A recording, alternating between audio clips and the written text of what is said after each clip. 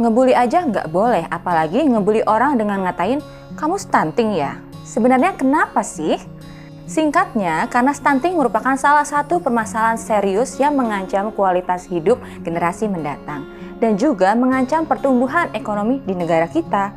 Sehingga, menggunakan stunting sebagai bahan bercandaan rasanya kurang tepat ya.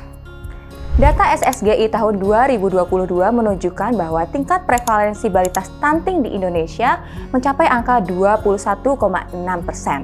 Angka tersebut tergolong tinggi jika dibandingkan dengan standar yang ditetapkan WHO terkait dengan nilai signifikansi kesehatan masyarakat sebesar 20%. Bahkan, data BKKBN menunjukkan bahwa Indonesia memiliki kasus stunting tertinggi keempat di dunia dan tertinggi kedua di Asia Tenggara. Nah, mau tahu lebih lanjut terkait dengan stunting? Yuk kita bahas bareng-bareng. Stunting merupakan kondisi kekurangan gizi pada anak mulai dari dalam kandungan hingga setelah dilahirkan, yang mengakibatkan gagal tumbuh kembang pada balita. Balita dikatakan stunting jika memiliki tinggi badan yang kurang dibandingkan teman-teman di usia mereka. Nah, karena tumbuh kembangnya itu terhambat, kecerdasan pun ikut terpengaruhi. Kalau dibiarkan dalam jangka panjang dapat menghambat produktivitas anak di masa depan. Nah, kalau dibiarkan dalam jangka panjang akan menghambat produktivitas mereka di masa depan. Karena nih mereka lebih rentan terkena penyakit sehingga mempengaruhi kualitas dan daya saing mereka yang berbeda dibandingkan anak-anak di usia mereka. Hal tersebut akan mengakibatkan penghasilan mereka lebih sedikit nih dan kesejahteraan mereka lebih sedikit juga dibandingkan teman-temannya. Kemarin gue juga baca tuh, World Bank bilang kalau misalkan pekerja yang tersedia saat ini itu pernah mengalami stunting di masa kecilnya, maka akan menyebabkan penurunan PDB per kapita menjadi 7%, sedangkan pertumbuhan PDB kita saat ini aja cuma 5%. Kalau misalkan gitu terus, bisa minus dong. Nah, itu dia. Artinya stunting berpotensi merugikan keuangan negara dengan nilai yang fantastis setiap tahunnya. Namun Sobat Akan jangan khawatir nih, stunting dapat kita cegah dan kita koreksi khususnya pada 1000 hari pertama kehidupan yang merupakan masa-masa emas bagi anak untuk bertumbuh. Apabila dalam periode tersebut tidak dilakukan koreksi, maka berbagai gangguan pertumbuhan dan perkembangan pada anak akan menjadi permanen.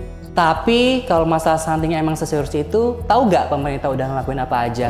Upaya pemerintah untuk mempercepat penurunan stunting telah dituangkan dalam RPJMN tahun 2020 sampai 2024 melalui penetapan target prevalensi stunting di angka 14% pada tahun 2024. Untuk mencapai target tersebut, pemerintah telah menyusun kerangka besar intervensi stunting, baik melalui intervensi spesifik maupun intervensi sensitif.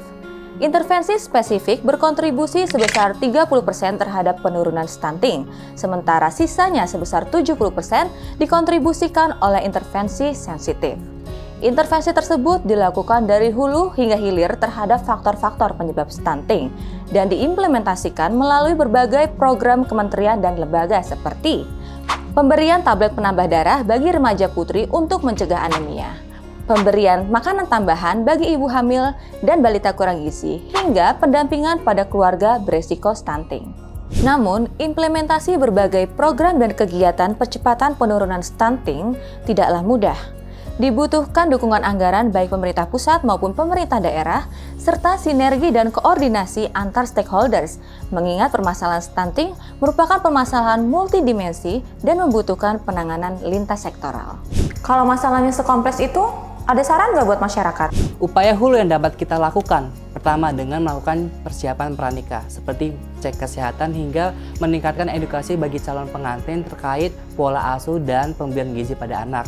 Yang kedua adalah pada ibu hamil. Ibu hamil diharuskan mengkonsumsi berbagai macam makanan bergizi, terutama yang mengandung protein hewani seperti telur, daging, ikan, susu, dan produk olahan lainnya. Yang ketiga, pada anak setelah lahir, anak dapat diberikan ASI eksklusif hingga empasi bagi anak yang berusia 6 bulan ke atas. Tapi kalau ngomongin protein hewani yang bisa mencegah stunting pada anak, jadi kepo deh. Kalau kamu suka protein hewani jenis apa?